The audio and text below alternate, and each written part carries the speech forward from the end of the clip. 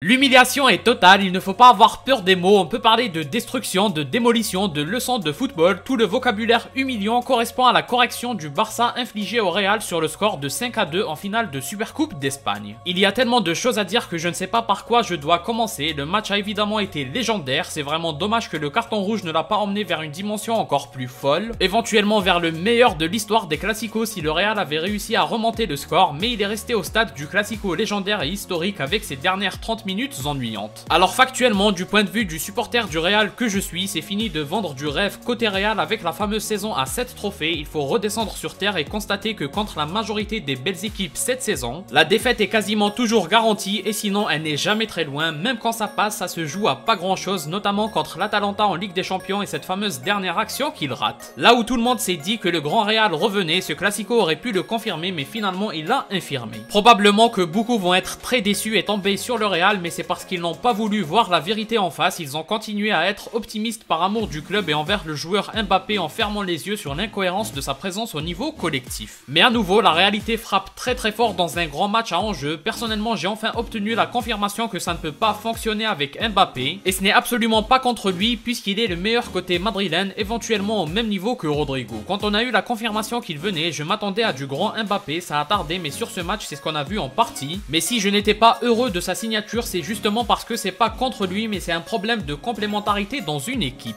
J'espère que certains ont compris qu'on n'aura jamais ou rarement le meilleur Mbappé et le meilleur Vinicius à la fois, tout simplement parce que la majeure partie de leurs qualités sont quasiment les mêmes. Donc par exemple, quand les contre-attaques bénéficient à Mbappé, c'est au détriment de Vinicius et ça s'applique à toutes les autres caractéristiques. Certes, Mbappé qui était mauvais c'était un problème, mais on a la confirmation que même quand il est à un bon niveau, il reste un plus gros problème et celui-ci, comme je le répète depuis qu'on sait qu'il vient, il n'a pas de solution à mes yeux. Pour donner du concret à mon propos, intrinsèquement le trio Mbappé, Vinicius, Rodrigo est peut-être meilleur que le trio Vinicius, Benzema, Valverde, mais la complémentarité du trio est incomparable. Mais malheureusement c'est bien ça le plus important, ça n'a jamais été le niveau individuel de chacun, ça c'est juste au Real parce qu'il n'y a aucun fond de jeu donc on attend des miracles de chacun, mais dans absolument tous les autres clubs ça marche que si tous les joueurs compensent les défauts des uns et des autres et améliorent leur qualité et ce n'est pas du tout le cas entre Mbappé, Vinicius et Rodrigo. Enfin bref, j'ai dévié du débrief donc on revient, l'essentiel c'est le match et on a vécu 60 minutes légendaires, évidemment c'est pour le Barça que c'est dans le sens positif, mais quand même voir autant de buts et un tel jeu barcelonais ça reste un régal pour n'importe quel fan de foot. Le Real souffre terriblement de la comparaison, la ligne défensive alignée est catastrophique, c'est pas possible de mettre à la fois Tchouaméni et Vasquez alors qu'ils sont tous les deux pas assez à l'aise à leur poste respectif, mais ce serait facile de tomber sur les individualités, le problème c'est le collectif, le Barça a roulé sur le Real collectivement, et ce malgré qu'ils ont été menés au score injustement, les 10 premières minutes c'est un hold-up, la logique aurait voulu que ça fasse 3-1 pour le Barça mais le résultat était de 1-0 en faveur du Real. Au passage, bien sûr que Mbappé joue très bien le contre mais la défense de Baldé est clownesque et même sa frappe n'est pas assez bonne à mes yeux, heureusement pour lui que Chesney a choisi de se coucher pour couvrir une éventuelle frappe au premier poteau. Après, l'inévitable que tout le monde voyait venir est enfin arrivé, d'abord grâce à du génie de Yamal, il est encore jeune mais c'est très grand ce qu'il a fait sur l'action de l'égalisation. Seul Messi et quelques autres rares élus en définition aussi sereines, on dirait qu'ils font la passe au filet et non pas qu'ils tentent de frapper, c'est juste choquant. Mais en vérité, même avant ce but, toutes ces prises de balles à Yamal et tout ce qu'il faisait était bon. Une fois que le Barça a pris l'avantage, il a commencé à s'amuser, mais avant c'était parfait et très méchant ce qu'il faisait aux joueurs du Real. Quand on a vu que même Valverde a souffert contre lui, c'est là que tous les supporters du Real ont compris. Ensuite, c'est Lewandowski qui a donné l'avantage aux siens sur un penalty bien transformé. C'est dommage que ce soit Camavinga qui fasse une erreur parce qu'il était l'un des rares à s'en sortir et c'est au tour de Rafinha ensuite d'éteindre le match, d'abord sur la somptueuse passe de Koundé. D'ailleurs, petite parenthèse, hormis le manque de complémentarité de l'attaque du Real, le problème c'est aussi leur manque de travail défensif, mais on le savait déjà, désormais on ne fait que constater. Rafinha a continué son récital en donnant un ballon parfait sur un contre supersonique pour Baldé qui rattrape sa mauvaise défense sur le but encaissé et enfin au retour des vestiaires, un but encore meilleur que celui de Mbappé. L'action en solitaire et la sérénité pour se l'emmener sur le pied gauche avec une belle finition, franchement c'est incroyable, Rafinha comme Yamal ils ont roulé sur le match. Et Lewandowski on pourrait croire qu'il n'a pas brillé mais en vérité il était brillant parce qu'il a su les faire briller justement et c'est exactement la complémentarité qui n'existe pas côté Real. Le meilleur de Rafinha et Yamal a été vu grâce à Lewandowski et notamment ses remises, mais on n'a rien vu de Vinicius parce que Mbappé ne lui sert à rien et vice versa. Au passage, le match aurait pu être relancé grâce à la différence de Vinicius que Rodrigo envoie sur le montant. C'était juste avant le 5e but barcelonais, là aussi le match aurait pu prendre une autre tournure. Bien sûr tout ça est hypothétique mais Mbappé aussi aurait pu marquer l'histoire des Classicos grâce à son but et le carton rouge provoqué suivi d'une remontada résultats historiques, mais finalement on voit que c'est encore seulement des fulgurances, sa présence dans le jeu est encore trop pauvre, c'est encore les buts qui décident d'une bonne prestation ou non de sa part et ça c'est bien dommage. Enfin bref, pour conclure, la saison du Real s'annonce très difficile en termes de grands matchs, il faut all-in sur la Liga à mon avis. En Ligue des Champions, je ne vois pas comment ce sera jouable quand on voit l'impuissance face à des grandes équipes comme Barcelone et Liverpool cette saison. Et même contre l'Atalanta, j'ai rappelé que c'est passé à rien, on va s'arrêter là pour le débrief, c'est assez difficile d'avoir un ressenti pour ce Real pour le moment, pour ma part c'est mitigé, le plus triste c'est qu'on semble plus dépendre de l'état de forme du Barça. Après si on est honnête, franchement encore une humiliation et en plus en finale ça fait vraiment mal. Comme d'habitude, n'hésitez pas à donner votre avis en commentaire, si vous avez aimé laissez un like et abonnez-vous pour ne rien rater, partagez aussi pour me soutenir, moi je vous dis à la prochaine, portez-vous bien.